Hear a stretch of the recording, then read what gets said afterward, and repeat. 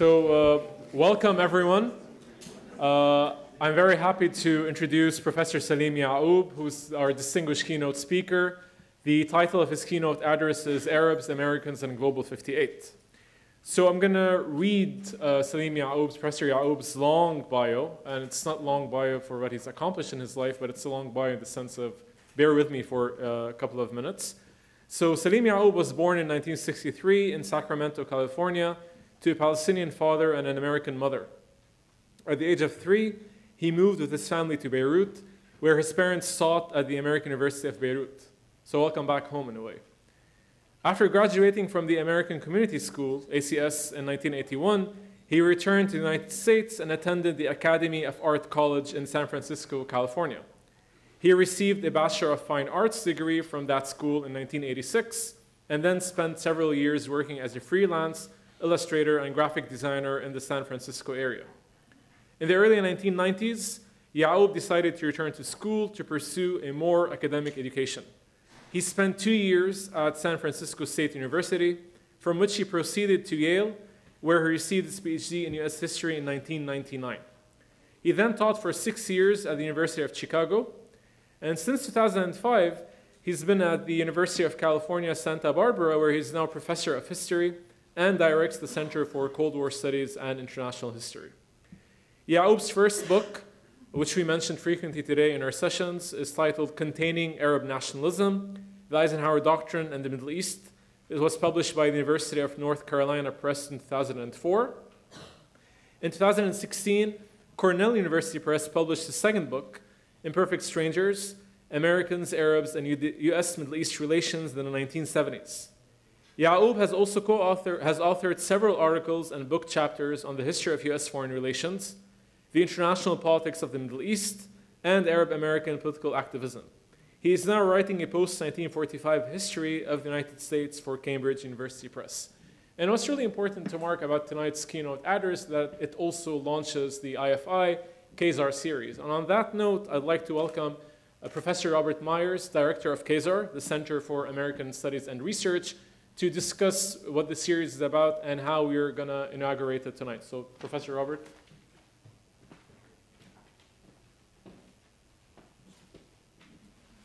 Thank you, Jeffrey. Thank you for inviting me up here, and thank you so much, Professor Yaoub. We're really quite honored. As Jeffrey said, I'm Robert Myers. I'm the director of the Center for American Studies and Research, and also a professor of English here at AB.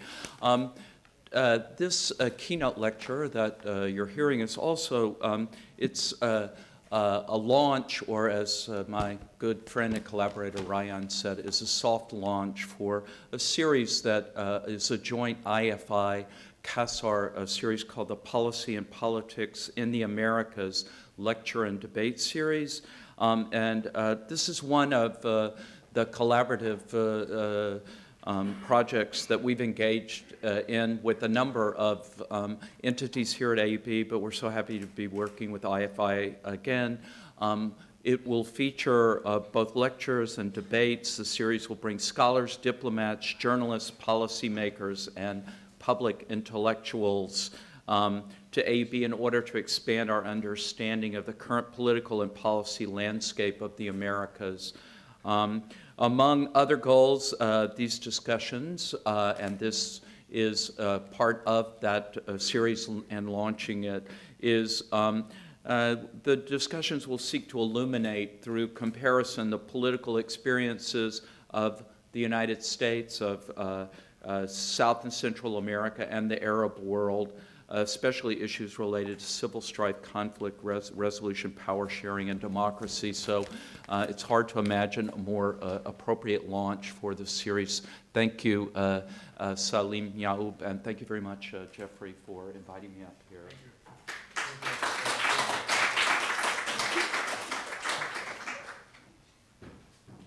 Okay, well, thank you very much, Professor Myers, and thank you, Professor Kadam, for your very generous introduction.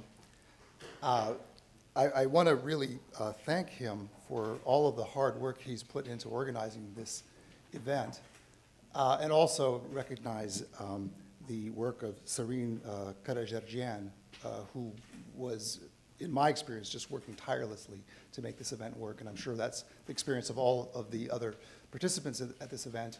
I know, too, that there are many people working behind the scenes whom I have not met who have worked very hard to make this event possible, so I thank them as well. It's really a wonderful homecoming to be back here in Beirut at AUB and now taking part in an event at the Issam Faris Institute, and also to help inaugurate the collaborative ventures between the Institute and the Center for American Studies. And it's really wonderful to be back in Beirut after such a long time. The last time I was in Beirut was in the winter of 1982 to 83. And this was shortly after the Israeli invasion of Lebanon. There was a great deal of devastation, but also extraordinary vitality. And being back here, I see the same vitality, and at least to my eyes so far, not much evidence of the devastation. Now, this morning, President Fadlo Khoury, who I can disclose to you as a childhood friend of mine, very kindly greeted me. And he looked at the program and said, are you really going to speak for 2 hours? And I told him, and I can assure you that no, I will not do that. I'll speak for 45 to 50 minutes, I think. There may be a little bit of slippage there. And then leave the rest of the time for a conversation among us all. I have titled my talk, Arabs, Americans, and Global 58. My aim is to reflect on the dominant Arab and American outlooks on Middle Eastern and world politics in the late 1950s, and on the ways that those outlooks converged and collided in that crucial year of 1958. Now, Global 58 may not convey the same excitement and cachet as, say, Global 68, but I would argue that 1958 was indeed a pivotal year in international history, and even more so in US-Arab relations. Many patterns of interaction that emerged or first gained prominence in that year would become far more ubiquitous and emblematic in the eras to come. Now, when we talk about the inter-Arab politics of 1958, a key theme is the drive for pan-Arab unity. The most prominent expression of this drive was, of course, the formation of the United Arab Republic, UAR, in February 1958. This event was wildly celebrated, not just in Egypt and Syria, the two nations constituting the UAR, but throughout the Arab world, where many regarded it as the nucleus of a pan-Arab superstate whose consummation was only a matter of time. The unveiling of the UAR was quickly followed, as you know, by the announcement of a separate merger between the Hashemite kingdoms of Iraq and Jordan, the Arab Union. While each union was very much a product of inter-Arab politics, both of them looked outward on a wider world, at least as far as public symbolism was concerned. Gamal Abdel Nasser, who now presided over both Egypt and Syria, was already a figure of global significance, a rising star in the so-called Afro-Asian movement. And so the formation of the UAR was, by association, treated as a major international event. The Arab Union operated in a much narrower sphere, but it too made a grand bid for worldwide significance. The proclamation of the Arab Union drew on the mystique of the Arab Revolt, which Sharif Hussein of the Hejaz, great-grandfather of the current rulers of Iraq and Jordan, Faisal II and Hussein, had launched against the Ottomans during World War I. The revolt, the proclamation stated, quote, was a new dawn for the Arab nation, an attempt to regain the prestige of the Arabs among the nations of the world, and a contribution to the progress of human civilization. And the Arab Union was continuing in this noble tradition. This proclamation assured its audiences. A supreme irony, of course, was that the drive for Arab unity was overwhelmingly a product of inter-Arab division. The creation of the UAR in early 1958 had everything to do with recent controversies, and worse, between Syria and some of its Arab neighbors. And the formation of the Arab Union was unmistakably a panicky answer to the UAR on the part of Egypt's and Syria's most implacable foes.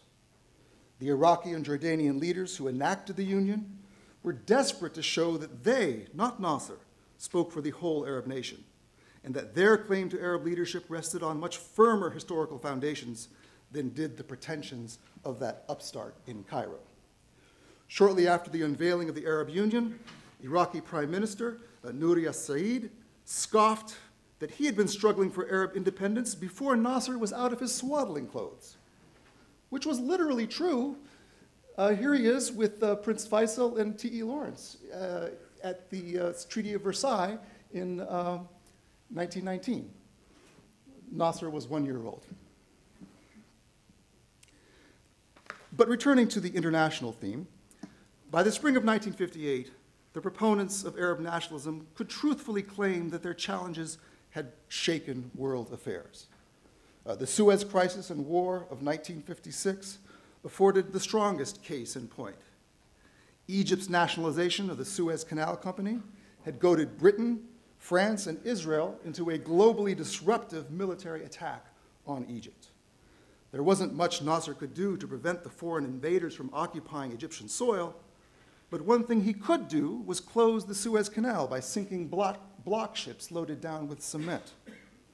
Meanwhile, Syrian saboteurs, with the connivance of their government, destroyed pipelines carrying Persian Gulf oil across Syrian territory to Mediterranean ports, from which it was to be shipped to Europe. As a result of these actions, Western Europe was almost entirely deprived of Middle Eastern oil.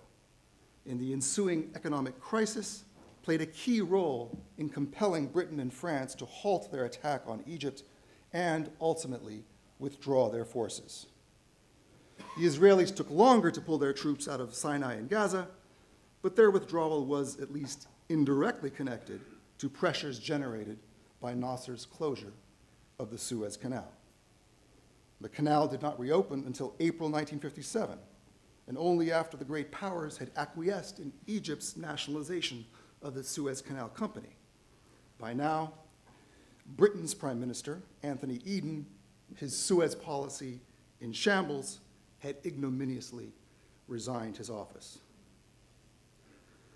The tripartite attack also prompted Moscow to rise to Cairo's defense, at least on a verbal level, when Soviet Premier Nikolai Bulganin publicly suggested that nuclear missiles might rain down on Britain and France if those two countries persisted in their military operation. On the following day, Britain and France accepted a ceasefire. Historians can debate how decisive the Soviet threat was in achieving this result, but in the Arab world, it was widely credited with forcing an end to the attack. For proponents of Arab nationalism, the message was clear.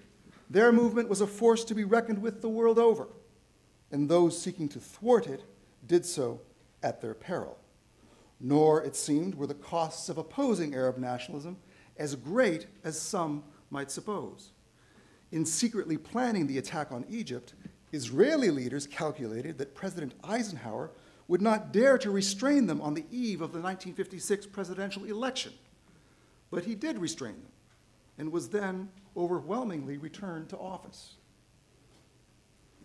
The events of 1957 provided further evidence that the Arabs had arrived.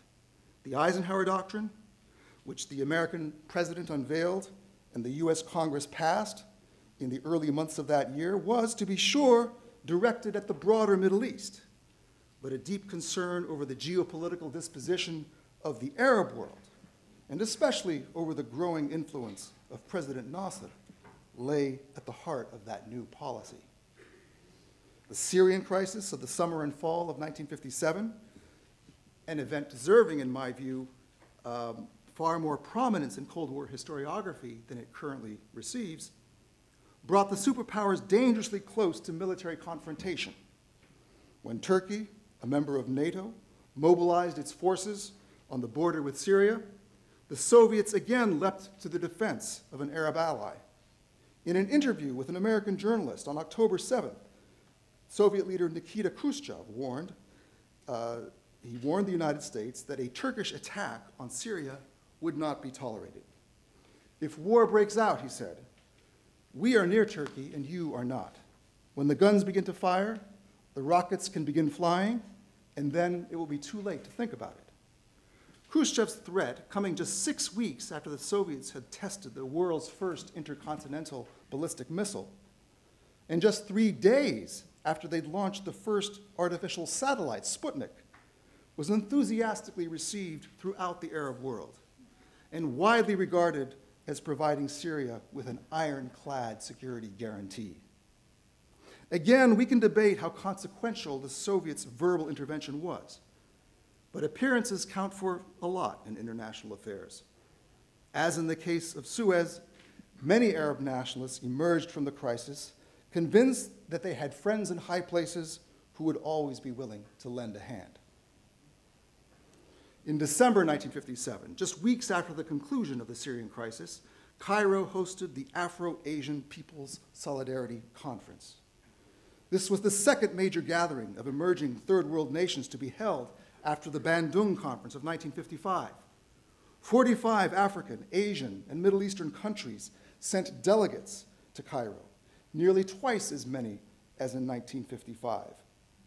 The tenor of the conference was a good deal more critical of Western nations and their Cold War policies than 2 years earlier, reflecting in large part the impact of the Suez crisis and the more recent Syrian crisis. The Cairo conference was also notable for being the first of its kind to feature representatives of women's organizations, not just in the audience, but at the podium as well. The fact that Cairo was hosting the event placed Egypt and Nasser personally at the forefront of the gathering of third world solidarity movement. In his 1954 manifesto, The Philosophy of the Revolution, Nasser had famously proclaimed that Egypt would play a central role in 3 overlapping circles: the Arab Circle, the African Circle, and the Islamic Circle. With his forays into Afro-Asian solidarity, he showed he was transcending even this ambitious prediction and gaining prominence in a 4th Asian circle. From there, it was but a short step to attaining truly global reach. The international prominence of the Afro-Asian bloc, which soon dovetailed with the rising non-aligned movement, would dramatically expand over the next several years, hand in hand with an acceleration in the decolonization process and in the emergence of many newly independent nations, especially in Africa. Now, one African nation then seeking independence, operating very much within the Arab and Islamic circles as well, was, of course, Algeria. Lasting from 1954 to 1962, the Algerian struggle for independence was one of the great global dramas of the era. Our fellow conferee, Sylvie Tenot, astutely questions the prevailing view that 1958 was a turning point for the Algerian Revolution. It was a turning point for France, she allows, but not necessarily for Algeria. But Sylvie does persuasively show, as does Sofia Papastancou, that 1958 was the year in which the internationalization of the struggle, already underway for some time, took a quantum leap. Early that year, France's bloody attack on the Tunisian town of Sakiet Seydi Youssef brought a torrent of international condemnation down on France, prompting Britain and the United States to intervene as mediators in the resulting Franco-Tunisian dispute. And in May, of course, a coup by right-wing French officers in Algiers set in motion a chain of events leading to the fall of the Fourth Republic and the return to power of Charles de Gaulle. In September 1958, a provisional Algerian government in exile, the GPRA, established itself in Cairo. It won recognition from every independent Arab country, except Lebanon, and opened offices in capitals throughout the world. Matthew Connolly and other scholars have shown that the Algerians won their independence primarily through actions taken outside their own country.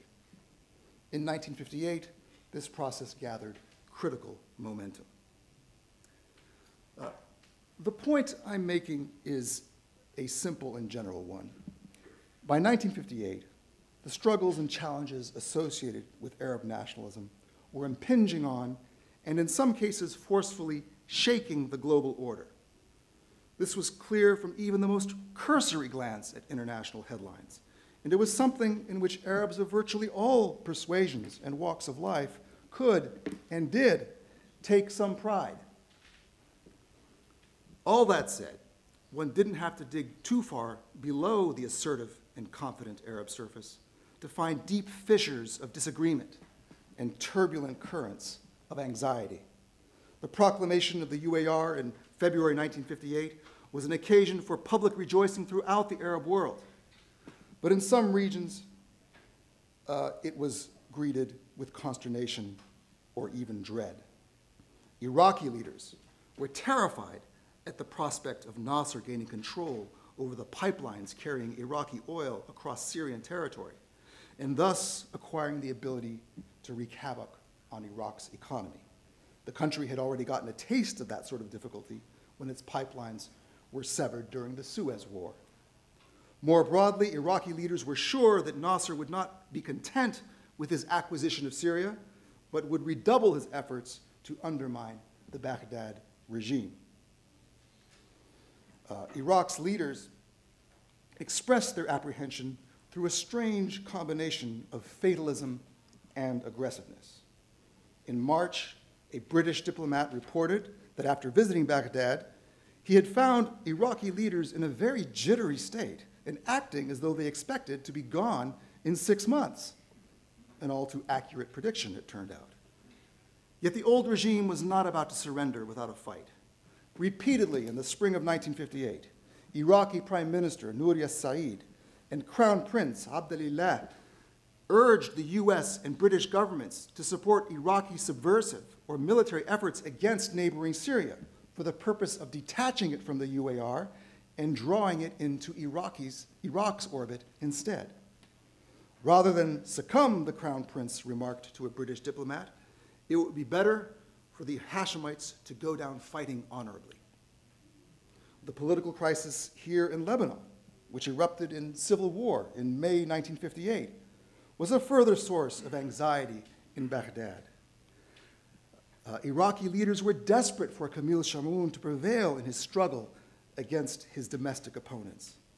They saw Lebanon's president as a key ally in their common battle against the UAR. If Chamoun exited the scene, their own situation would grow vastly more perilous. In June, Abdullah met in Istanbul with the US Consul General to report on his contacts with Syrian exiles in that city. The exiles, he said, believed that a diversionary, revolutionary movement should be started in northern Syria to take UAR pressure off of Lebanon. The Crown Prince urged the United States to provide logistical support to this revolutionary movement. But Washington declined to do so on the grounds that the effort stood no chance of success. And I should say that Robert McNamara's paper goes into some detail on the various subversive schemes that Iraqi leaders were urging the United States and Britain to support at this time. And it's really quite remarkable just how aggressive and in some cases grandiose they were. I mean, they wanted to have an Arab Union military operation land in Lebanon to rescue Chamoun with air support from the United States. As we saw in Robert McNamara's paper, there was talk of annexing Kuwait. So really, they're wildly attempting to expand their own sphere of influence in an effort ultimately to save themselves. A failed effort, of course. It is both eerie and poignant to witness how apprehensive Iraqi leaders were in the months, weeks, and days leading up to the Iraqi Revolution of July 1958, an upheaval that brought about their personal demise. But it's also striking to note how consistently their efforts were directed outward, beyond Iraq's borders, rather than toward the Iraqi officer corps, where the danger actually resided. Our kind and gracious host, Jeffrey Karam, has produced some outstanding scholarship to illuminate this striking failure of perception within the Baghdad regime, and also among the US officials who engaged with that regime. Nasser and his allies had, of course, a much better 1958 than did their conservative Arab adversaries. Still, there were nagging anxieties eating away at leaders in the progressive camp too, though nothing like those besetting top officials in Baghdad. Relations with Moscow were a case in point. Publicly, in the months following the Suez War, Nasser and other Arab nationalist leaders had heaped praise on the Soviet Union for its staunch support for Egypt during that crisis. Within his own inner circle, however, Nasser sometimes grumbled that the Soviets had allowed the tripartite attack to unfold for well over a week before issuing their dramatic threats against Britain and France. Nasser suspected that the gesture was an act of opportunism rather than solidarity, that the Soviets could see that the attackers would soon be forced to desist anyway and wanted to make that outcome appear to be the consequence of Moscow's intervention. For more than 2 years following the Suez War, Nasser kept quiet about this suspicion. He finally went public with it in the spring of 1959 during his bitter feud with Nikita Khrushchev over the geopolitical disposition of Iraq.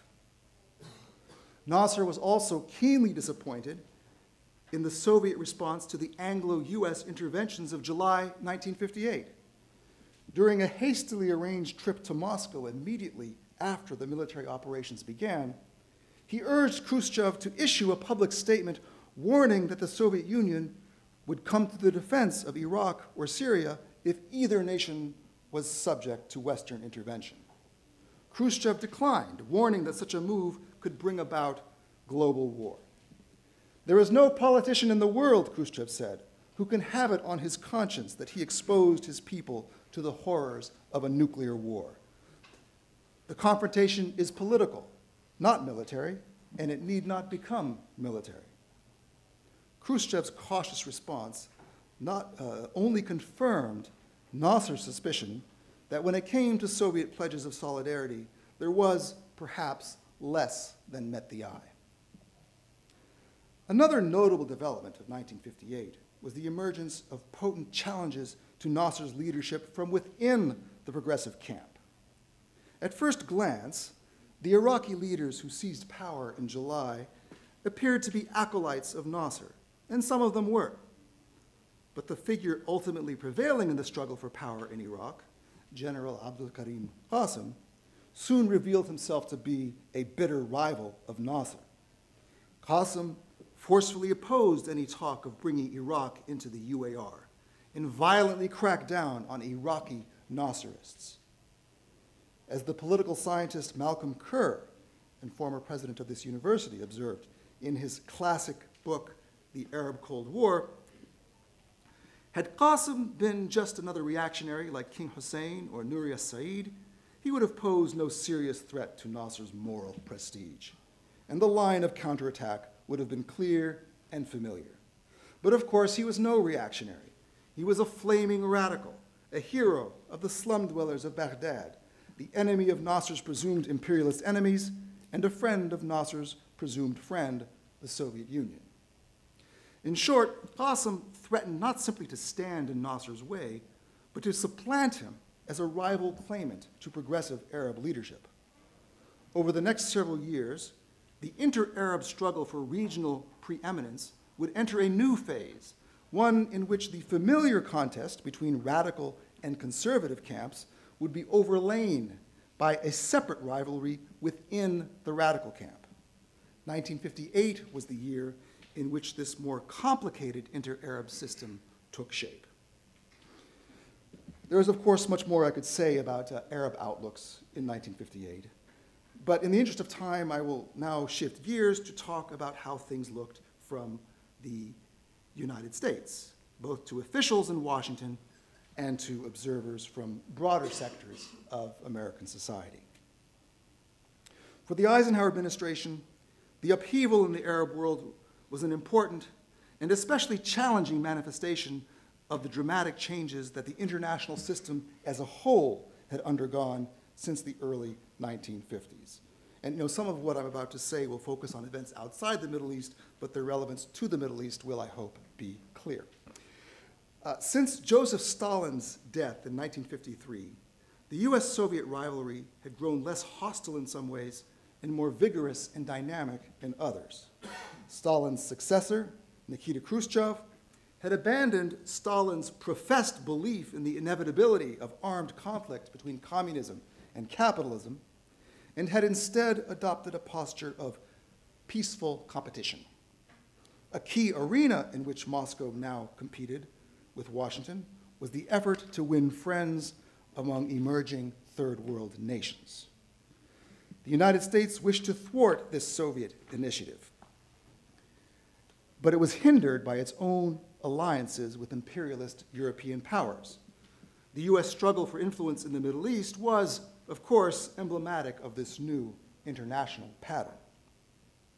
In the early aftermath of the Suez War, the Eisenhower administration believed it had significantly improved its own diplomatic position, both among Arab nations and in the broader third world, by so forcefully and successfully opposing the tripartite attack on Egypt. The unveiling of the Eisenhower Doctrine in early 1957 was partly an expression of this newfound confidence. But subsequent events in the Middle East and elsewhere caused US officials to fear that they were losing the diplomatic initiative. In the Syrian crisis I discussed earlier, the United States utterly failed to orchestrate a pan-Arab campaign to oust the left-leaning Damascus regime. And in the process of attempting this, came close to triggering a dangerous superpower confrontation. The Syrian crisis coincided with two other events that deeply embarrassed the United States overseas.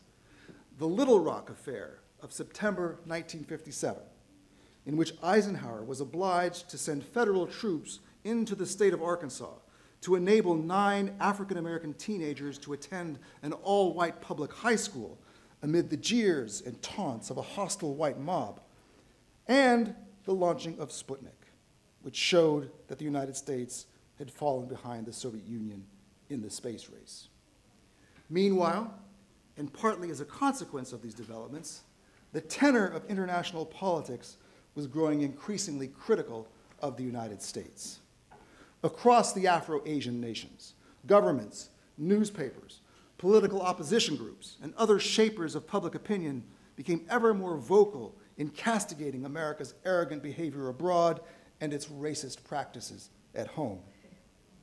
A similar phenomenon was emerging in Latin America, where a number of countries were undergoing populist or leftist upheavals that challenged the authority of entrenched oligarchs, often with close ties to Washington.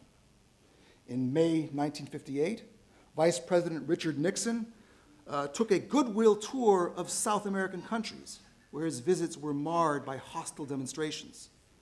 Protesters in Caracas, Venezuela, nearly dragged Nixon and his entourage out of their cars. Venezuela, I guess we've come full circle on that one. So why was the United States flailing in the third world? Many Eisenhower administration officials maintained that communist agitators were whipping up anti-American sentiment. Back home from his turbulent trip to South America, Nixon reported to the cabinet that the ringleaders of the protests, without any doubt, were communists. The similarity in slogans, placards, and tactics from one city to the next, he said, was absolute proof that the demonstrators were directed and controlled by a central communist conspiracy. Secretary of State John Foster Dulles agreed, bemoaning the susceptibility of the lower classes to get demagogic appeals that could only result in a communist-led dictatorship of the masses. But Foster's brother, Allen Dulles, director of the CIA, disputed this assessment, insisting that Latin Americans had genuine grievances and that there would be trouble in Latin America even if there were no communists. The Eisenhower administration's liberal opponents lodged a more forceful dissent.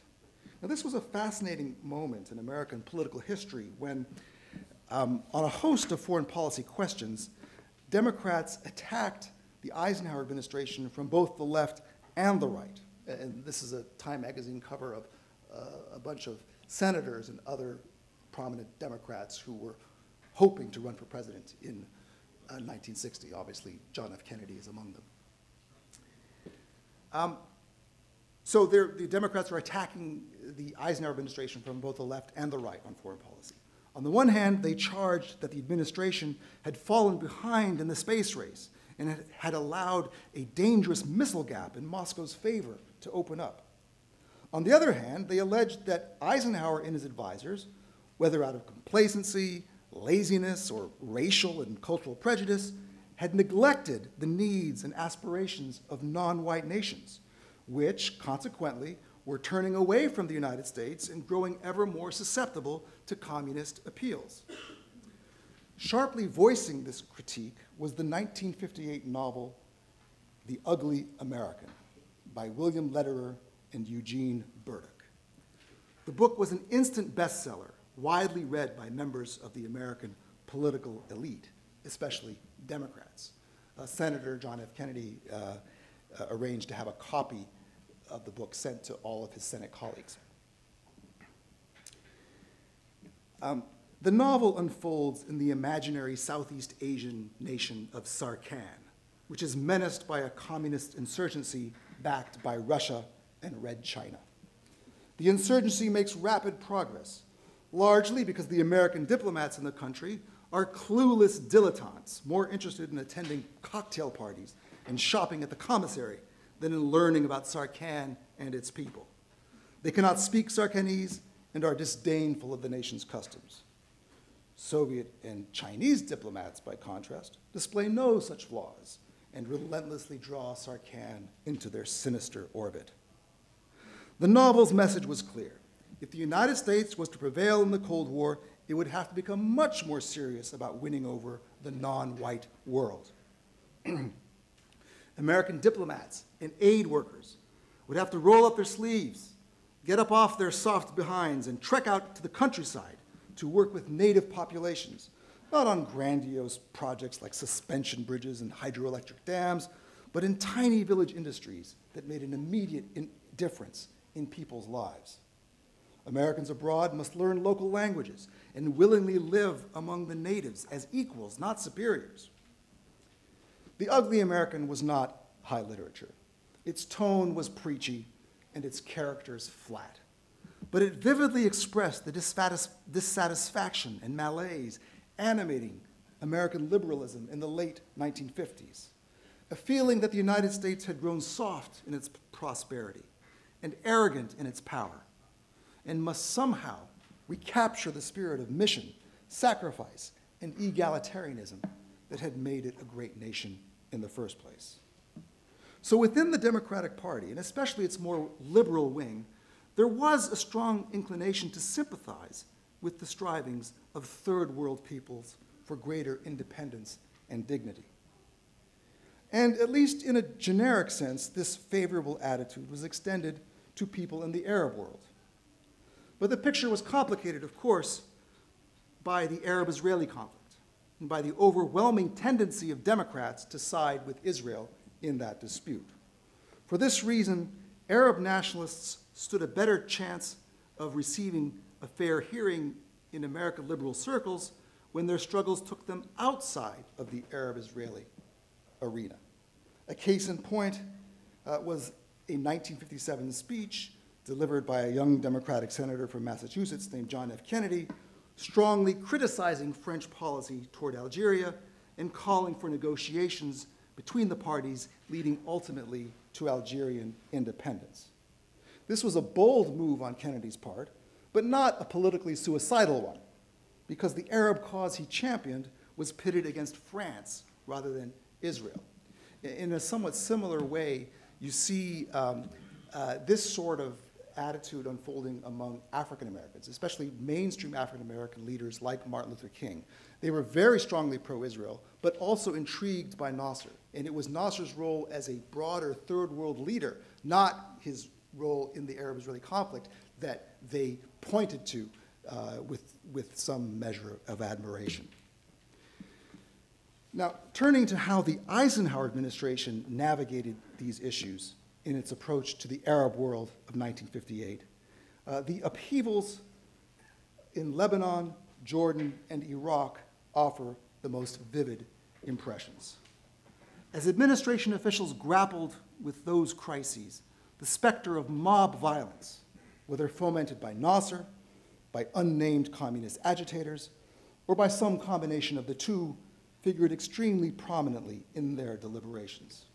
This focus is not surprising. After all, Nixon's ordeal in Caracas was just weeks in the past, and the street demonstrations shaking Beirut and other Arab capitals as spring turned to summer, not to mention the wild street scenes in Baghdad following the overthrow of the Iraqi regime, looked all too familiar to US officials.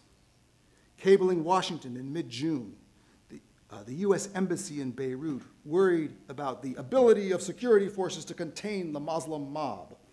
On July 11th, the US Embassy in Amman predicted that internal disturbances brought on by the UAR could take the form of extremist nationalist demonstrations and mob disturbances. On July 14th, as Eisenhower and his advisors contemplated military action in Lebanon in the immediate aftermath of the Iraqi coup and in the wake of Shamoun's plea for Western intervention, Vice President Nixon warned of mob violence against American embassies and Americans throughout the whole Middle East. In a way, this is our greatest risk. As I said, it is not surprising that US officials would stress the volatile nature of what a later generation would call the Arab street. But clearly they exaggerated the destructive power of public disorder. As with Iraqi leaders in the weeks preceding the Baghdad coup, one is struck by the deep fatalism with which the Eisenhower administration contemplated its geopolitical options in the region. In assessing how to respond to Shamoun's request for US intervention, whether during the mid-June deliberations or in the aftermath of the Iraqi coup a month later, Secretary of State Dulles lamented that the United States would be damned if it did and damned if it didn't. If Washington ignored Shamoun's cry for help, Shamoun and other pro-Western leaders would be easy pickings for leftist insurgents. If the United States did go into Lebanon, a region-wide wave of angry protests, buttressed by hostile official acts, such as the closure of the Suez Canal and the severing of the Syrian pipelines, would sweep conservative Arab regimes from power. The present governments of the Arab states will go down the drain whether we go in or not, Dulles said. It would just be a matter of timing. As we all know, Eisenhower concluded that the risks of inaction were greater than the risks of action, and he quickly sent US forces to Lebanon. Yet the president was deeply apprehensive about the decision. "We are opening a Pandora's box," he told British Prime Minister Harold Macmillan on the eve of the operation. "We don't know what's at the bottom of it." Actually, the consequences proved far less dire for the United States than Eisenhower and his advisors had feared. The US intervention in Lebanon, along with the British action in Jordan, provoked harsh responses and menacing gestures, but little in the way of tangible opposition. Nasser, who was then in Yugoslavia, denounced the Anglo-US operations and vowed to defend Iraq too if it was invaded, or to Iraq if it too was invaded. The Syrian sector of the UAR went on high alert, canceling army leaves and busing armed civilians to the border with Lebanon, but the Suez Canal stayed open, the pipelines in Syria remained intact, and oil installations elsewhere in the area were undisturbed. The remaining pro-Western regimes were not, as Secretary Dulles had predicted, swept away in an irresistible tide of popular anger. But even if disaster was averted, Eisenhower recognized that the US position vis-a-vis Arab nationalism was broadly unsustainable. The trouble, he told Nixon on the morning of July 15th, just as the US Marines started wading ashore at Khaldi, is that we have a campaign of hatred against us, not by the Arab governments, but by the people. The people are on Nasser's side. 2 weeks later, Eisenhower remarked at an NSC meeting, since we're about to get thrown out of the area, we might as well believe in Arab nationalism. Such a conversion became easier to stomach in early 1959, when tensions unexpectedly arose between Nasser and the Soviet Union. The dispute resulted from the Soviet support for the new Iraqi government under Abdul Karim Qasim, which had allied itself with the Iraqi Communist Party in a domestic power struggle with Iraqi Nasserists. As Cairo and Moscow waged a nasty war of words, US officials came to appreciate that Nasserism could function as a barrier to, rather than an avenue of, Soviet encroachment on the region. The result was a modest rapprochement between the United States and the UAR, lasting for the remainder of Eisenhower's term and into that of his successor.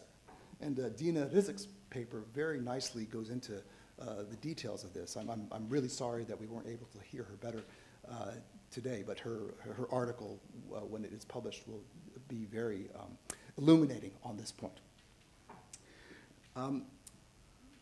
There is more I could say about,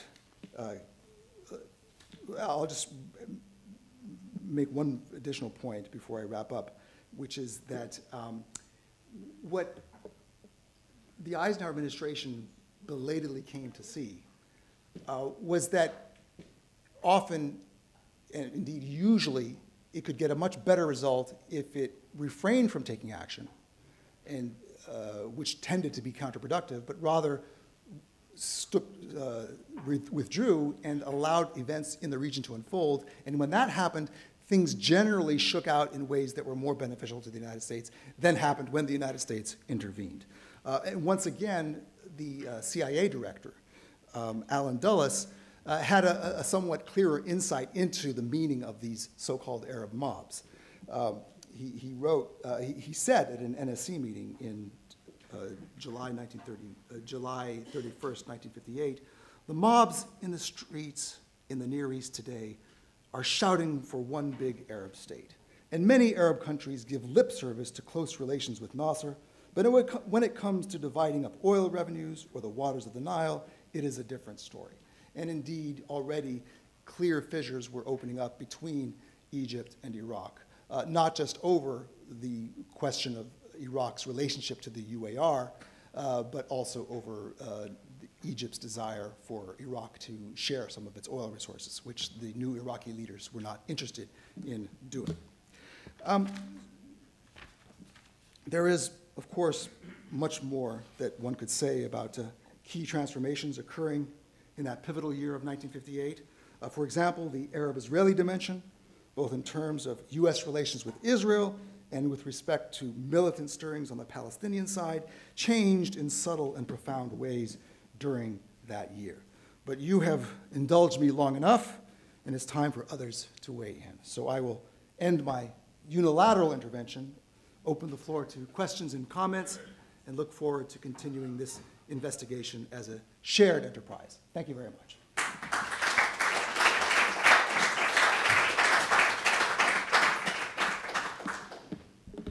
So floor is open for comments, questions. Sure.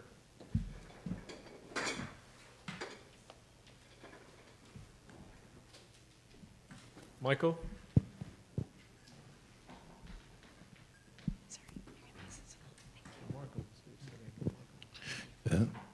Salim, thank you for this very interesting lecture you gave us.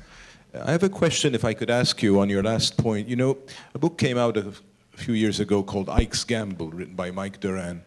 He makes an argument that the Eisenhower administration, initially was much more open to Arab nationalism, but then became disillusioned with this and effectively lost the gamble. And Duran's argument is that ultimately the US shifted towards Israel, seeing it as a more reliable partner. What's your assessment of this? You didn't really get into the relationship with Israel. You just closed on that. Maybe could I ask you just a bit to develop that and to see if this argument is a correct one or an incorrect one? Thank you.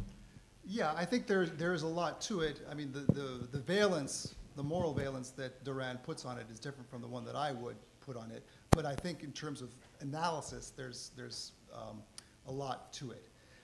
Essentially, what this experience in 1957 and 58, the Eisenhower Doctrine years, had imparted to U.S. officials was the difficulty of relying on Arab allies. Now, there was an earlier phase when they had hopes in Nasser, a subsequent phase from 56 to 58, when there was a very vigorous attempt to cultivate alliances with conservative Arab regimes, and for various reasons that we have discussed already in other panels, that strategy was shown to be quite faulty by the summer of 1958. And in that context, the Eisenhower administration did start slowly and modestly reassessing its relationship with Israel. And part of it was looking anew at the likely consequences of Israeli military actions against neighboring Arab countries. Now, for the sort of conventional wisdom or the default assumption among most Eisenhower administration officials up until this point was that Israeli military action of almost any kind was a liability for the United States. It would cause all kinds of diplomatic complications in the Arab world, and it was to be discouraged. Now, what happens in 1958, is that better? Sorry, I'm sorry if I was speaking too quietly earlier. What happened in 1958 was that the Eisenhower administration started looking at, in particular, looking at the situation in Jordan, and I'm sure Clea Hupp will be able to illuminate this for us tomorrow. And there was this fear, or this scenario, where imagine that King Hussein falls from power, and whether at Nasser's instigation or independently, and an Arab nationalist regime takes power in Amman. The assumption was that the Israelis would move in and to take the West Bank. Now, this scenario, this likelihood of how the Israelis might react to the fall of King Hussein's government was something that Nasser himself was increasingly commenting on as 1958 wore on. Nasser himself would say, well, one danger if King Hussein falls is that the Israelis might take the West Bank. And in the eyes of Eisenhower administration officials, this started to look to be a good thing. Well, maybe it's not such a bad idea that Nasser is afraid of how the Israelis might react, because that would cause him to urge restraint on his allies in Jordan. So that kind of thinking slowly and subtly starts to gain traction in 1958. And it takes some years for it to crystallize in a closer U.S.-Israeli relationship, but I would argue that 1958 is the year when that shift begins. So that was one thing I meant when I said that there's an important U.S.-Israeli story to tell about the significance of 1958. Other questions or comments?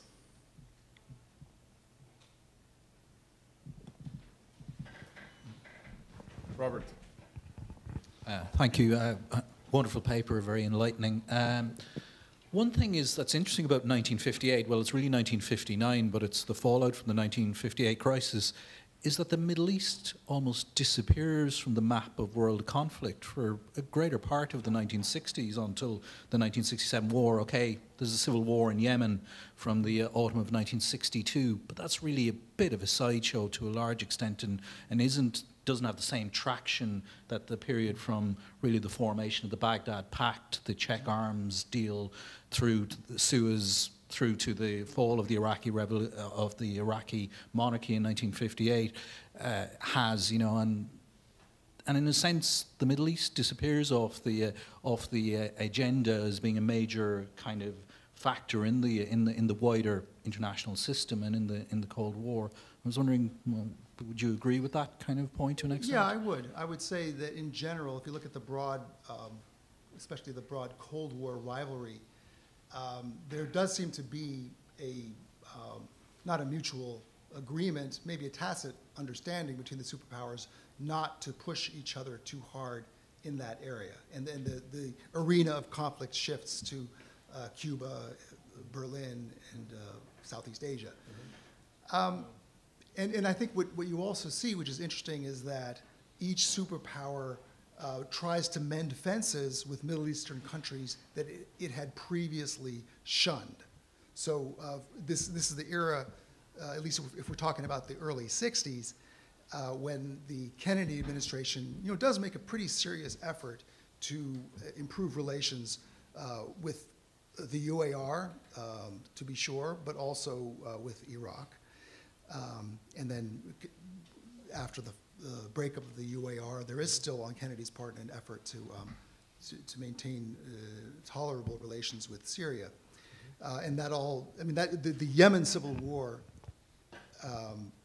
beginning in the fall of '62, in all sorts of direct and indirect ways, undermines that effort. So by the time of Kennedy's assassination, his effort to cultivate better relations with Nasser and other Arab nationalists had been seriously undermined and likely would have come to an end, or at least been very significantly dialed back, even if he had lived.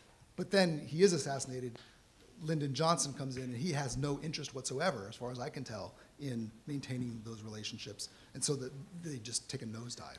And similarly, the Soviet Union, in this period, is improving relations with Iran and with Turkey, countries that previously it had very poor relations with. So that is something, and I don't have a very strong explanation for why that occurs, but it definitely does occur in the first half of the 1960s. Yeah, I was just struck, you know, if you read Waging Peace, the volume of Eisenhower's memoirs, the Middle East features very, very strongly in it. But if you read some of the early kind of biographies of John F. Kennedy, Sorensen, and Schlesinger, I think there's one page on the Middle East between the two of them. It's quite extraordinary how off the radar of being a major issue it is to the Kennedy, or at least the people who were close to Kennedy at that point. And the fact that the outbreak of the Yemeni civil war more or less coincided with the Cuban Missile Crisis it drives it even farther away from. And that was a very slow-burning crisis as well, the Yemeni civil war. It takes a long time for its effects to really, it looks like something that can be managed without necessarily damaging US-Egyptian relations at the time as well, I think. In some ways they see it as an opportunity to kind of show we're an honest broker in our dealings with Egypt vis-a-vis Saudi Arabia. And they supported the coup in Iraq against Abdul Karim Qasim to show that sign of faith in '63. Kennedy authorized the CIA to support that operation at that point as part of sort of that Middle Eastern rapprochement with Egypt. Well, how much do we actually know about that? Yeah, that's that's a wide rumor, but I'm not sure is it actually has the smoking gun memo surfaced? The intelligence bulletins that came out a year ago show it on the top of the agenda on that day. So I would assume that at least the president knew about it a couple of days. It was the #1 item on that morning in February of 1963. Okay. So we're assumed that there might be some smoking gun. But there's a 9-hour time difference between Baghdad and never mind. And DC, yeah.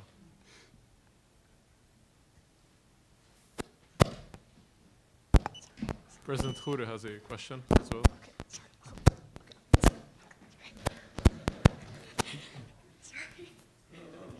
So I'm out of my league on this subject, but it seems, you know, when you read the history of the U.S.'s intervention in Iran, which predates this, and the previous attempts by British leaders, including Churchill and others in Eden, to get Truman into it, which were rebuffed. You see I hate to use the phrase, the slippery slope of the domino principle that, you know, the dominant personality in many ways in the American foreign policy under Eisenhower, which was John Foster Dulles. And in this case, actually, his brother agreed with him at least, Yes. right? Begin to unfold. And 58 was a year where Lebanon, which turned out to be a much less exciting adventure than they had feared, builds, at least the way I grew up thinking of it, and this may be urban legend, into the far more fateful decision that Eisenhower took, and then Kennedy, who also was a believer in the domino theory, Yes. engaged in Vietnam on a far greater scale. But you see this as what was happening in the, do you see what happened in 58 with growing American anxiety that's been documented in the Middle East, and at least initially their fears before the sort of contretemps between Khrushchev and Nasser, as this fear of more and more countries of some interest at least sliding into the Soviet sphere, leading to the mistakes that the US would subsequently undertake in Vietnam and in Cuba, as they increasingly thought, well, this person's against me, so whether it's Bay of Pigs or what happened in Vietnam, that's where at least some historians seem to think there's some momentum. Yes, absolutely. And one needs to approach this with some subtlety in talking about how the United States viewed the Arab nationalist movement. It wasn't a, you know, such a simplistic worldview in which Arab nationalism and communism are equated and is seen as having no difference between them at all. I mean, U.S. officials understood the distinction between the two. What they feared, however, was that Arab nationalists themselves were not sufficiently cognizant to the Soviet threat. That they thought they were naive, that you know, they assumed that they could invite Soviet aid and advisors into their countries and would not realize the insidious threat to their own independence that those kinds of overtures represented. So that was the way they tended to frame the threat that Nasser posed. And so that was why, when he turned so decisively against the Soviet Union in 1959, although we should also not read too much into that, because the relationship was between Cairo and Moscow was subsequently patched up pretty nicely. But nonetheless, when that happened, it really was quite a revelation to U.S. officials, because it wasn't that they thought Nasser was a communist, that they thought he was naive about communism, and in that instance at least, he showed that he had, you know, some ability to recognize the threat that communism posed, or that Soviet influence posed to the Arab world. I would just say that in a broader sense, there is a continuum of engaging in policies that, in retrospect, we can go back and look at and see them as quite reckless and dangerous, but made sense to U.S. officials at the time, because they really did see the necessity of performing a kind of containment in various parts of the world. And they were also, and this subject came up quite strongly in a previous panel, they really did buy this idea of credibility, that there was this real fear that if an ally of the United States, especially a very weak and vulnerable ally like Lebanon, called for help, and the United States ignored that call, the assumption was that this would be devastating to U.S. prestige, that other countries that were relying on the United States would cease to do so, and if not turn to the Soviet Union, then adopt more neutralist policies. So I think that assumption about the importance of credibility, you know, it does go all the way back to the early years of the Cold War. It persists through this period and is not really dented by the kinds of setbacks that occurred. And really, it wasn't until Vietnam that the cost of a total reliance on the credibility theory became evident. And you get a somewhat more subtle notion of what credibility entails. I mean, is it maybe you're enhancing your credibility by showing that you can behave with restraint, that you can refrain from an orgy of violence. Maybe that will generate more credibility in the long run. But that kind of insight was, some years in the future. So Salim, I have a question. Okay. So when we think of the new chapter in U.S.-Arab relations after Suez, that moment of American popularity, the idea that they came to Egypt's support, then we fast forward a couple of months down the fact to 58, and there's a new chapter in U.S.-Arab relations. But the idea is that that comes at a cost where we don't see, and this is Cyrus's argument in the Ijma's piece on reconsidering 1958, which is the post-colonial Arab state system never really materialized. So how do you reconcile two worlds when it comes to better U.S.-Arab relations, at least until the Eisenhower administration's second term ends into the Kennedy administration, but also the fact that it became easier to deal with authoritarian regimes in the Arab world, mostly military-based. So should we assume that the better U.S.-Arab relations did in fact lead to a decrease in a better consolidation of the post-colonial moment in the late 50s, early 60s, and then we saw that become more entrenched with the coup in Iraq in 63, then in the 70s in Syria, and the list goes on to where we saw propping up of military-based regimes. Should we blame it on 58 and blame it on the idea of a new phase, a new short-lived honeymoon between the Eisenhower administration and the Arabs, or is it a faulty assumption?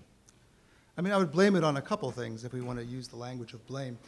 I mean, it is what you suggest, the idea that the United States was eager to throw its support behind authoritarian regimes if those regimes behaved in ways that served what officials in Washington regarded as U.S. interests, and the relationship with the royal families of the Persian Gulf and other authoritarian regimes in the region. That's emblematic of the point that you have made. But I think another key ingredient in this political tragedy is the Arab-Israeli conflict. Because basically what the Arab-Israeli conflict did was create a widespread view in the Arab world that the Arab world was in a state of emergency. And this becomes even more, this perception becomes even more acute after 1967. And it becomes all too easy for authoritarian regimes in the Arab world of every ideological stripe to essentially argue that democracy, civil liberties, these are luxuries that we cannot afford right now while we are under this kind of threat. Once this threat has been dealt with, then we can talk about opening up our society, but not until then. And of course, this state of emergency has never lifted. So I would very strongly underscore the impact of the Arab-Israeli conflict, and especially really the psychological impact, more than its physical manifestations. Although for the countries surrounding Israel, the physical impact has been very grave. But throughout the broader region, I think the psychological impact has been really quite crippling politically.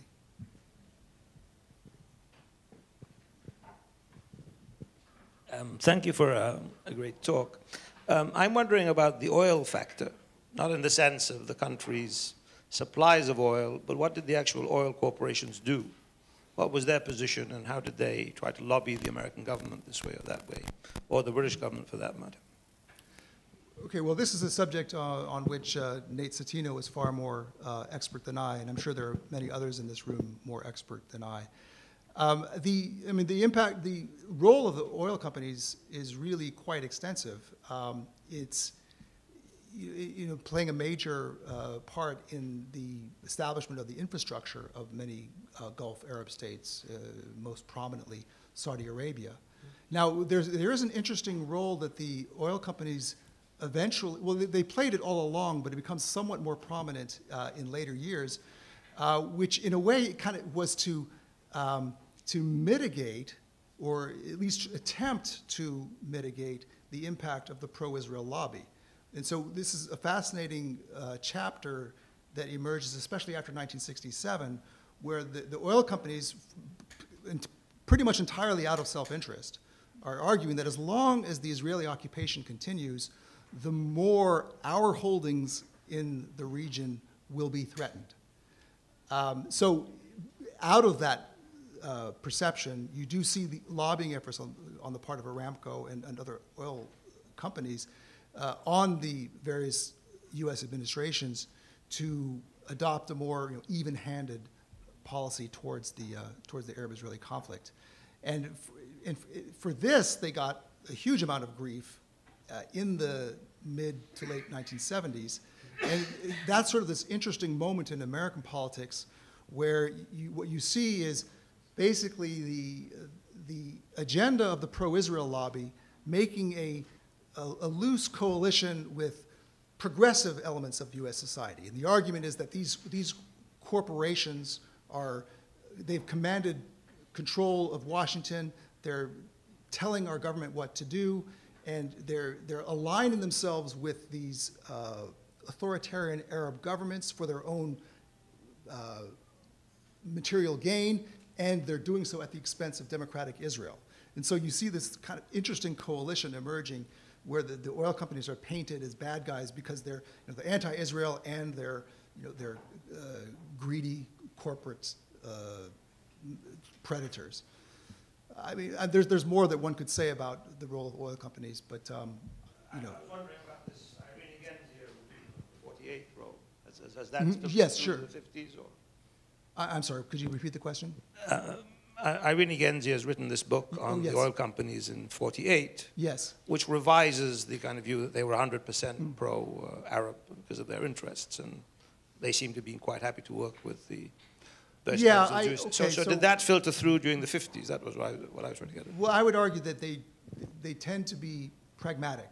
And so once they've lost a battle, they will often adjust to the new reality. And that's definitely what happened in 1948. And a similar thing on the part of the so-called Arabists in the State Department. Hi, thank you so much for your talk. I actually also had a question related to oil, but I was kind of going off the quote that you ended your talk with about Egypt sort of being frustrated that Iraq didn't want to share its oil revenues.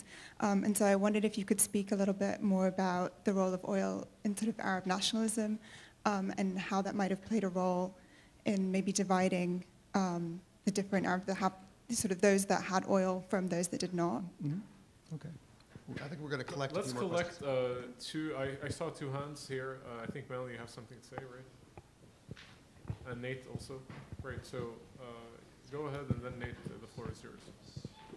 May I be permitted 2 questions? Is that all right? I'll make them fast. There's a limit on 2. After 2, we can't take Great, any more perfect. questions. The more bulky of the questions is I'm reading Lebanese press right now, specifically covering the period May through July 1958. And there's something that's coming through is a huge sense of uncertainty on a day-to-day basis. Just there's the rulebook has been thrown out. Is sort of, no matter what sort of political ideology that particular newspaper, but the coverage of day-to-day surprises and uncertainty is sort of poignant there. And then reading in particular the American sources, and then as well as the larger picture of American foreign policy in the 50s, there seems to be that flip side of uncertainty, which is invincibility, in that if you are the one being acted upon, then there's just huge amounts of uncertainty. If you're the one doing the action, whether that's covert, funding elections, et cetera, whatever American foreign policy tool of that any given day is, there's a sense of invincibility in that there is no rule book. So on both sides, there's what I think is a sense of anything goes. And I'm wondering if you would have a take on that when it comes to sort of evaluating the revolutionary nature of 1958. Might that be a moment when that was brought to a screeching halt, this sense of invincibility or a sense of sort of newly independent states like Lebanon, who's only had political independence for about a decade, in that when you say this something is not constitutional, it doesn't have a lot of weight because the Constitution's only been in place there's only been 2 presidents at this point. And so I'm not articulating this very well, but if you could comment on the sense of uncertainty and invincibility that is intermingling in the moment of 1958, that would be interesting. To clarify, where's the notion of invincibility is coming from where? So the U.S. has orchestrated a successful coup in 1951 in Iran. The U.S. has structured or facilitated the electoral outcomes in Lebanon in 1957. There seems the sense of if the U.S. foreign policy establishment wants to make it happen, it can. It can throw money at something. It can throw covert CIA operatives at something. It can intervene militarily, even though it wants to perhaps restrain. But just to clarify, so this notion that the United States is invincible, that's coming also from the Lebanese press? No, sorry. I'm putting these two things together. So who is engaging in the rhetoric of invincibility? That is my guess. Who? No Who? one. Oh, no one. You said where'd you get this notion from? Who's saying it? All of the collective American activities in the 1950s point towards a sense of we can do what we want to do. Okay. We can engender the outcome that we want to engender. And so that's my invincibility. Got it. And then the flip side of invincibility being extreme uncertainty and throwing out the rule book. Okay, got it. And then a second, smaller question, I promise, is a brief overview of the Palestinian publications. I went to the Palestinian Studies Institute, and I wanted to see if there was Palestinian political organization during 1958 in Lebanon. And what I found was, and this is very shallow and not in-depth, is that the political organizations of Palestinians living in Lebanon from 1948 to 1958, there wasn't any publications that started until 1959. And so I was wondering if you had any thoughts on that. If you're living as a refugee in Lebanon for 10 years, then in the 11th year is when you start to organize, or did it have to do with 1958? Okay. And did you want to take? Yeah, I'll take Nate's question. Nate, go ahead, please. I'm sort of responding to the comments you made at the beginning of your talk about the Afro-Asian People's Solidarity Conference and the establishment of the Algerian government in exile. And I wondered if there's a broader point to be made about the importance of the idea of the Third World in 1958, or the significance of South-South contacts, the way in which regional conflict is sort of internationalized in a way. Should we frame the Middle East in 1958 in terms of the idea of the Third World, as opposed to, say, an Anglo-American frame or a Cold War frame? Okay, I'll try to remember the questions and answer them with some degree of cogency, although I'll also try to do it briefly. So the first question is about, I guess, the role of oil in this reading of Arab nationalism. Now, one interesting development to emerge in the summer and fall of 1958 is a series of U.S. foreign policy documents that refine the definition of U.S. strategic interests in the Middle East. And one new thing about that set of documents is that there's a stronger effort to distinguish among different interests and to prioritize them. And essentially, it's a way of trying to live with Arab nationalism. And one point that comes through is that the kind of Arab nationalism that Nasser represents does not in itself, I mean, it could take later forms that do this, but does not in itself threaten the U.S. access to Middle Eastern oil. And also there was, because of what was happening in late 58 and early 59, there was a reading of Nasser's brand of Arab nationalism as not in itself threatening to bring the Soviet Union more deeply into the region. So because of that different articulation of U.S. interests, you see a way of American officials deciding that they can actually tolerate Nasser in ways that they hadn't believed it was possible previously. Now, this whole, the idea of invincibility versus, anything can happen. Now, I can certainly imagine how commentators in the Arab world, opinion leaders in the Arab world, would have imagined that the United States was invincible and that it could snap its fingers and cause governments to fall and all that sort of thing. And obviously that perception persists to this day. Now we can debate about the reality, and there are many instances in which the United States does not achieve its objectives, but does still manage to change the reality on the ground in ways that are extremely destructive for the people who live there. So, the United States may be failing utterly to achieve its objectives, but still having a huge impact. So that is definitely a reality. But if you look at how the Eisenhower administration saw its position in the Middle East, and in particular the Arab world, in the late spring and early summer of 1958, you don't get the sense, a feeling of invincibility at all. Instead, you get confusion, apprehension, frustration, a sense that no matter what, as Dulles said, no matter what we do, we're damned. So that's how I would answer that question. Now, as to whether the late 1950s can be reconfigured as a moment in which the Cold War is becoming much more central in the perception of international actors, I would say definitely yes. I mean, the language of the Third World was not being used, at least not widely. I think the French were using it to some extent by this time. But definitely this rhetoric of the Afro-Asian nations and the kind of mystique that phrase evoked.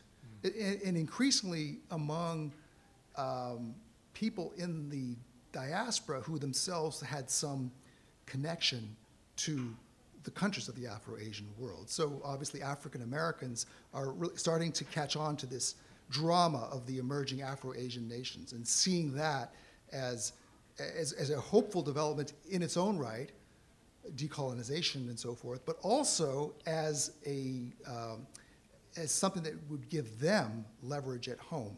I mean, the whole Mary Dujak argument about Cold War civil rights, that the stronger voice that the Third World gets, the stronger its voice gets, the more it's able to shape events in the United States. So, as I tried to show, that it goes beyond the Afro-Asian sphere in Latin American countries, that traditionally U.S. officials had tended to see them as very much under U.S. jurisdiction, and in the sense, often in a benign sense. Well, they're our friends. That we're their big brothers. They look to us to leadership. That is increasingly undermined by the late 50s, and there's a greater tendency, and I think this is where this notion of Third World of a later generation that encompasses Latin America and links it to the rest of the global South comes from. You start to see that new configuration emerging in the late 1950s. Great, so let's take another round. President Sahoudi. Just one factual correction, actually, about the idea that there was no Palestinian writing. I think if you go to our archives, you'll see that George Habash and Wadi Haddad graduated from here in the early 1950s. They're very active writers, already with the idea of, with an involving sense of not just Palestinian identity, but resistance. That's very well documented here. So that writing, actually, if you want to trace it, goes all the way back to 1949. Here, not just at AUB, but in Lebanon, they develop a press. There's correspondence clearly between here, Lebanon, and their office, as part of the Arab League, which has Tannous led, leading the negotiations. So I just think that's factually wrong. But thank you for raising that too, because it reminds me that I did not answer that question. So let me just do that. There was a reason why I said at the very end that the militant stirrings on the Palestinian side have an origin in 1958, and it's in this sense.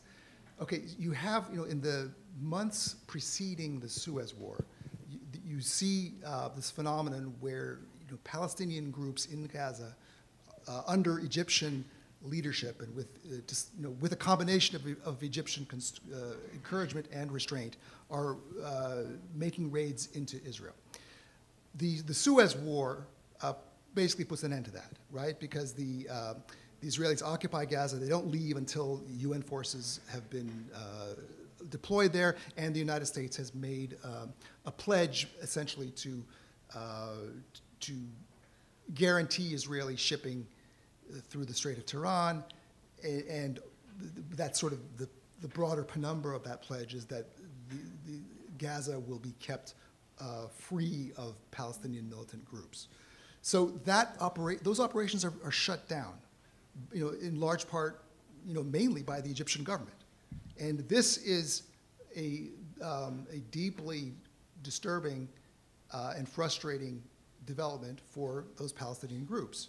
So you start seeing some new thinking about what the next phase should be.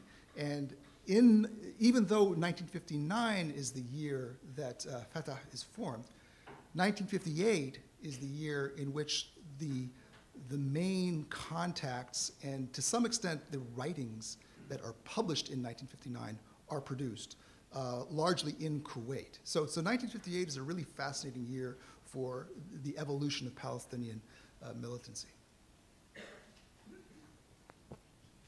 So let's take another round of questions and comments.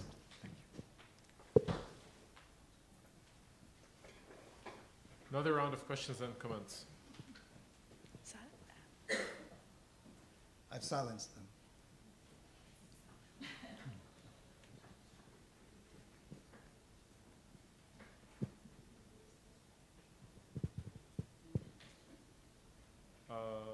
There we go. No more questions about oil companies. I don't know anything about oil. So I agree with the point about 1959 being the key year for the Palestinian, the emergence of a separate Palestinian nationalism. And I think the president was wrong to look at Wadi Haddad and George Habash as precursors, because they were talking as Arab nationalists and pan-Arabists.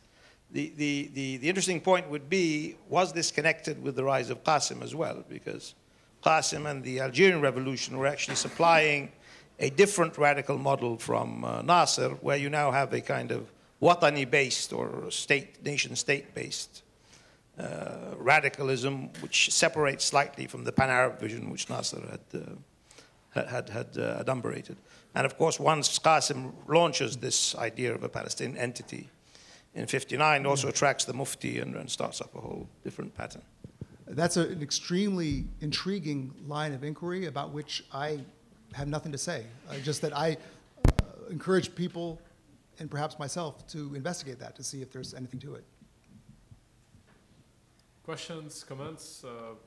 We still have less than 20 minutes, so I'd encourage you to use this excellent time to raise a few comments, ask a few questions, or...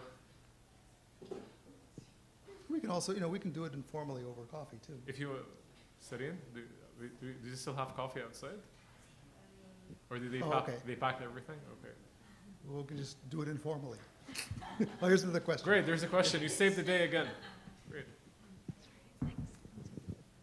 More informal question. Would you be willing to give commentary on the recent developments in the American congressional debates that are being sort of raised by the comments of Ilhan Omar and Rashida Tlaib, and sort of where would you fit that into the evolution of the American political relationship with Israel, but also the American political, particularly congressional views of the Israeli-Palestinian debate? Okay. I would love to hear your commentary. That's a really fascinating question, and in some ways an explosive one. But I'll, Oh, are we collecting or? If we have more questions, Michael, go ahead. We're collecting. If you're collecting, I might as well throw something in.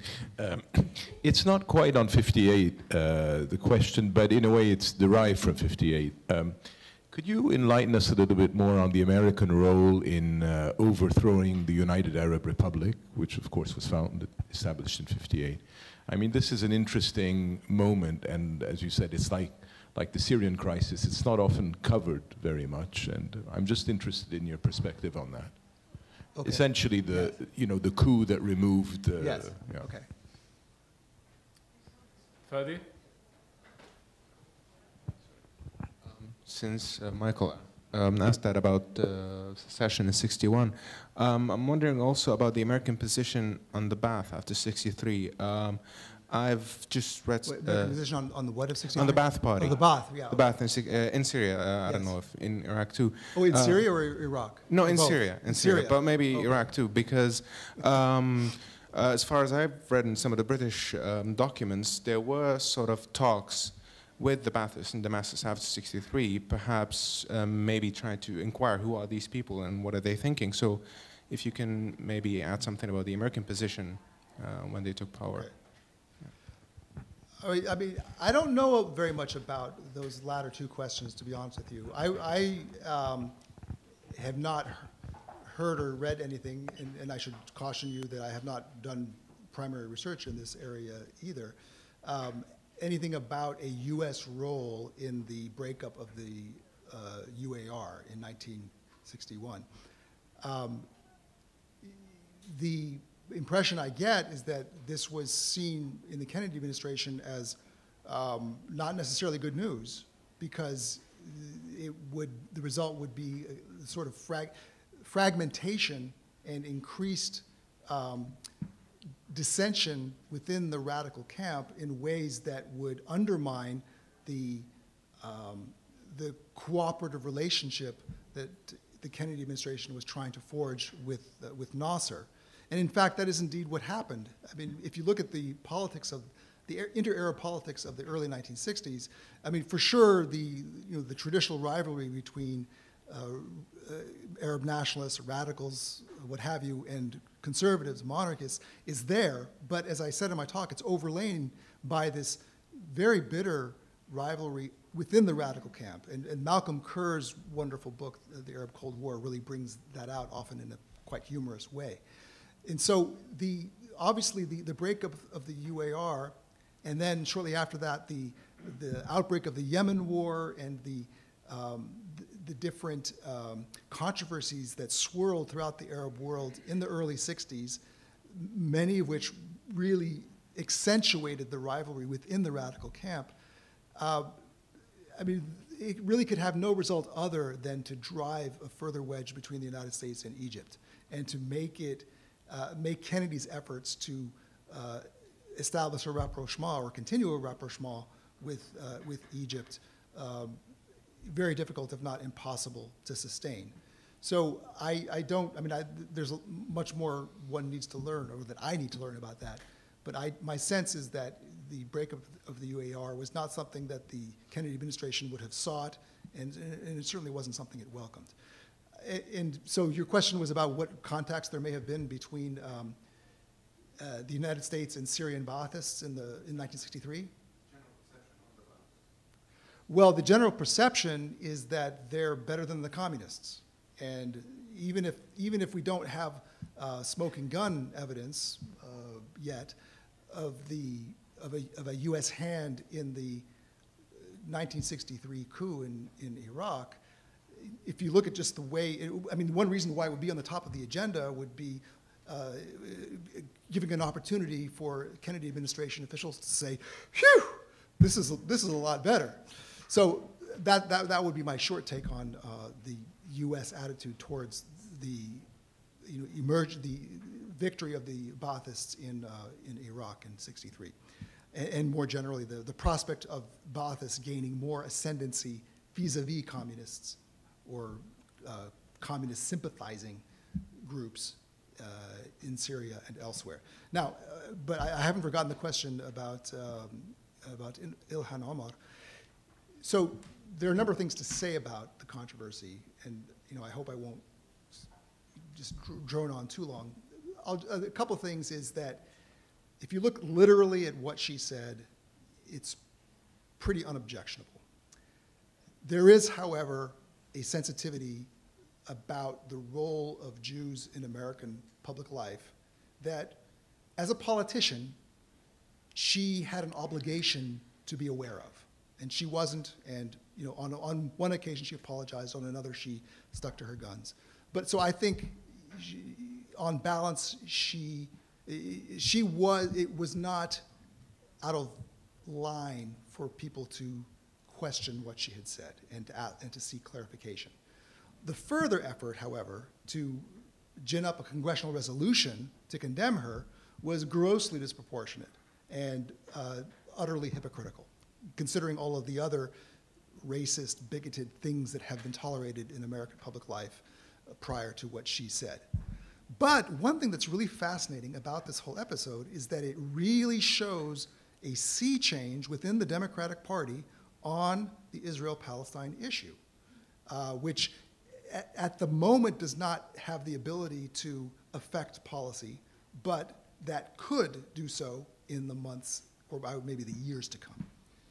Because what happened was there was an attempt on the part of the sort of more traditional leadership of the Democratic Party, which sees, wants no daylight between itself and Israel, to produce a congressional resolution condemning her comments. And there was the expectation was this is this will be a cakewalk in Congress, and it wasn't. There was essentially a revolt on the part of the Democratic caucus saying, okay, if we're going to condemn anti-Semitism, we're also going to condemn Islamophobia and racism and bigotry against LGBTQ people, and so the whole the resolution that emerged was this very broadly worded statement that didn't that actually criticized other figures in American life in ways that Homar herself was not criticized. And I think that shows the strength of this new force in the Democratic Party. Now it was coming largely from the grassroots, and there's often a pretty wide disconnect between what the most dynamic elements of a political party want and what the leadership of that party produces. And of course, the Democrats are not in control of foreign policy. But this is something to watch. And in the event that we have a Democratic administration in 2021, there could be, in some areas, let's not raise expectations too high, but there could be some changes in the U.S. approach to this issue. So we have a question from one of our colleagues who's writing the chapter on the Soviet Union. So this is Elizabeth Bishop. Okay. And her question is, if you were advising graduate students interested in this field, what problematics would you consider key? And if there's a final question, we still have 10 minutes, exactly 10 minutes. So there's one pressing question. Murat, go ahead.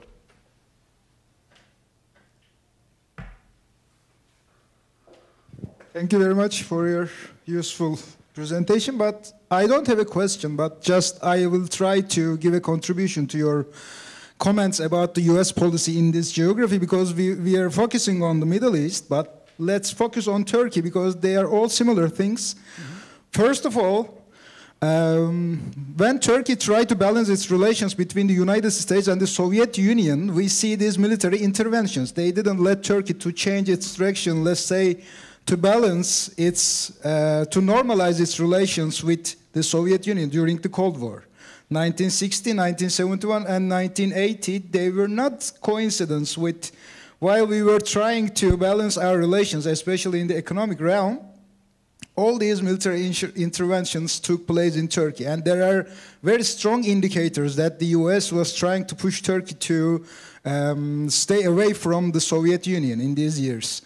And maybe the second one was, you talked about the Baathists and the communists, and the Baathists were better for the United States. It was the nationalists and the Islamists in Turkey. They were better for the communists, and they supported the nationalists in the 1960s and 70s as a cure for communism, because they were afraid of losing Turkey to the communist side, but there was no such background for Turkey to falling into communist hands. Maybe I can say that at the height of its power, the Communist Party got 3% of votes in the elections. There was no such communist background, but it was used for legitimizing Turkish foreign policy in relation with the United States. And the last one, as a last comment, because I'm talking about these issues because I will not talk about these issues in my presentation tomorrow. They are not related. But what about the regimes in these countries, whether authoritarian or pro-US or pro-Soviet? This is, again, this was the fact for Turkey because one of our journalists made a conversation, made an interview with the CIA director, Stanfield Turner, in the 1970s, and he said, no matter what the regime is, but we are collaborating with regimes who are friendly with the United States, whether it's authoritarian or a military regime, and you see that Turkey's better relations were seen after these military coups in 1960 and 1980. Just for contribution for your comments about the Arab world and the US policies in this region. Okay. To your point, there's a book that came out in 2018 by a Turkish colleague that wrote about US-supported military coups in Pakistan and Turkey. Yeah.